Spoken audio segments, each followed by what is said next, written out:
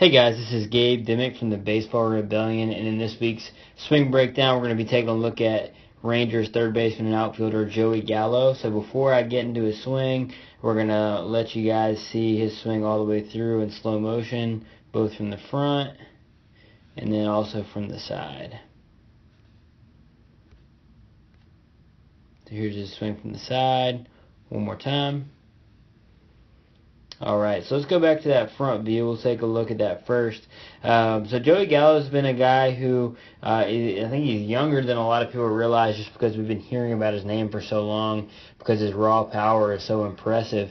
He hits some of the farthest, hardest home runs you'll ever see. A lot of people also know that Joey Gallo tends to strike out a lot, and his average suffers because of that. And what I heard about him this year that I thought was really interesting is that he's kind of embracing that role or that style, and he kind of is realizing that him as a player, and I think part of that has to do with his size. Sometimes that can create some holes in players' swings. It's just harder to get to certain pitches when you're that far, when your head's that far away from the ground. But he's kind of embraced the fact that he has unbelievable power and that sometimes he strikes out, and so he's being more aggressive this year, and it has paid off for him. So while he's still barely hitting over 200, his OPS is in the mid 800s. So I think OPS is the most important stat there is on base plus slugging, and that's shows the true value of a hitter, in my opinion. So I think he's actually having a very good year, even though his batting average isn't as high as you would like. But because he's not worrying so much about the strikeouts, he's allowing himself to unleash the power that he has. So he's already hit, I believe, 30 home runs, 9 of which have come since the All-Star break. So I think his aggressive approach and his embracing who he is really a good thing for him. So let's go ahead and take a look at his swing here. So you're going to see that he really loads those hips at the beginning. So you're going to see him showing his butt to the pitcher. Front leg is internally rotated. You can see some of his numbers here. Back elbow and back shoulder are back. Front elbow, front shoulder turned in. But you can see that his vision is still on the pitcher, so he's not losing his vision. Now as he goes into his landing, you're going to see how long he stays closed here. And at the last moment when he decides to turn, you can see his backside turning open. As he lands in the ground, this front side gets more open. Right, you can start to see his belt, but his chest is still closed. That shows the separation, and his knob is still down while his barrel is still up. So pretty good move here. You can see that he's in line with his heels here, in line with those heels, meaning that he's stepping straight.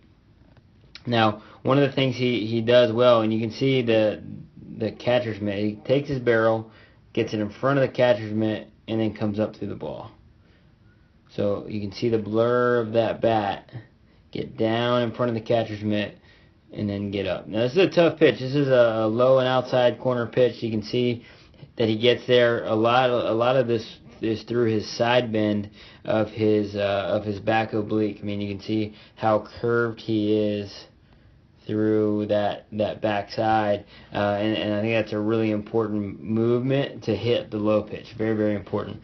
Now you are going to see that his hands get away from his body fairly early, so he's pretty close to his back shoulder here, but then he lets his hands out pretty immediately.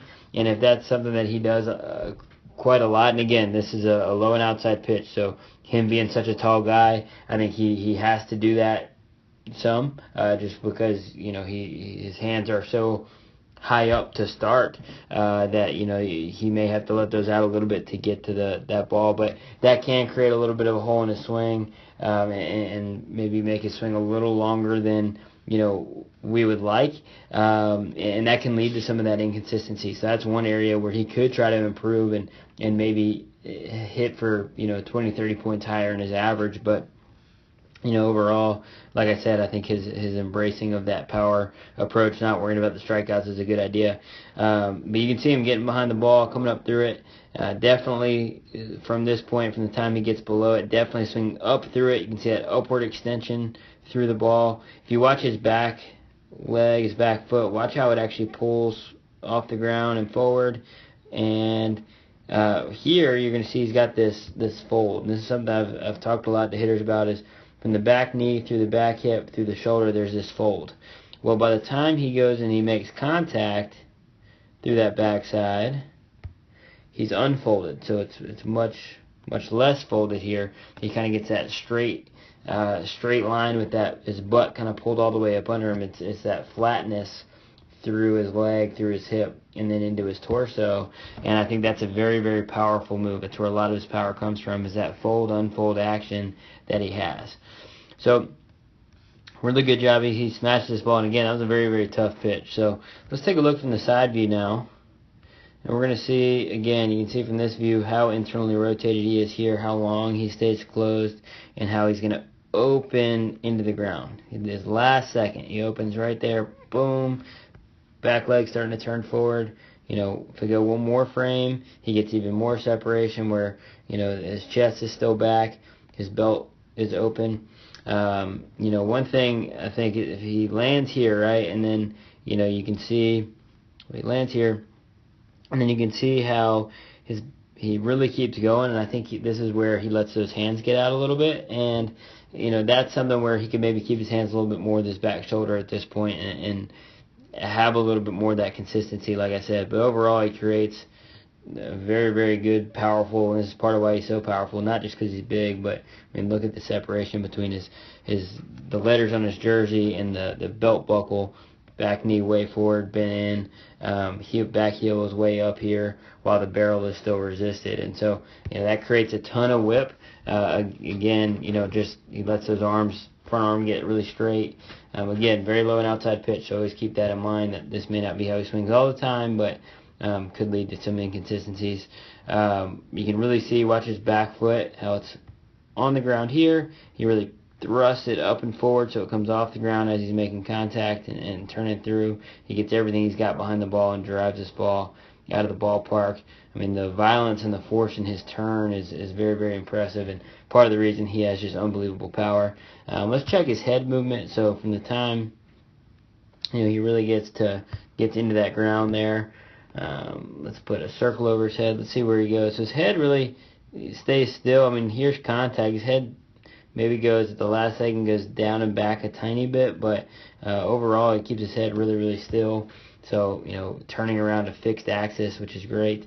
As he lands, he does a good job of keeping his head more towards the backside behind his belly button, so you can see that the buttons on his jersey are kind of curving back, which is going to help him end up swinging again on that uphill plane, because he's going to be able to end up going perpendicular to that spine there. So really nice job on this particular pitch, especially with the lower half and the explosiveness and just his intent to smash the ball. Again, the biggest thing that I think Gallo could improve upon would be not letting those arms get away from his back shoulder so soon.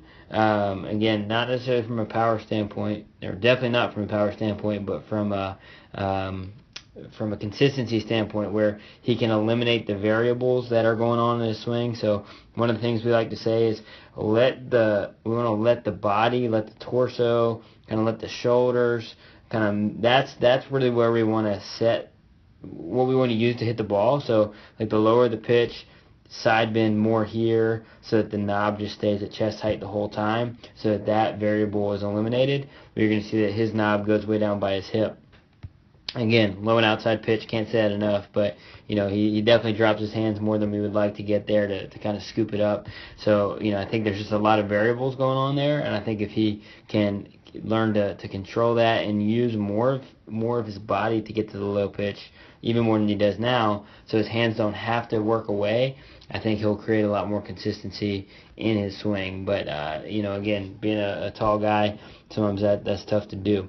But I hope you guys enjoyed this breakdown, and I think Gallo will figure more things out as the years go by. He's only 23 years old, so everybody who's writing him off, you got to remember he's 23. So he's got unbelievable power, and I think he's a great example of a guy who shows that power grants you opportunities. If he were a slap hitter who hit little flares to the opposite field, and he hit 2 home runs a year and he was hitting 200, I mean, he wouldn't have an opportunity. He'd be way out of baseball already. He would have never made it. So him having that power tool provides him the ability to struggle and still get opportunities. So if you're a young hitter, remember, go for it, because that's going to provide you opportunities as you get older and as people are evaluating you. Thanks for watching.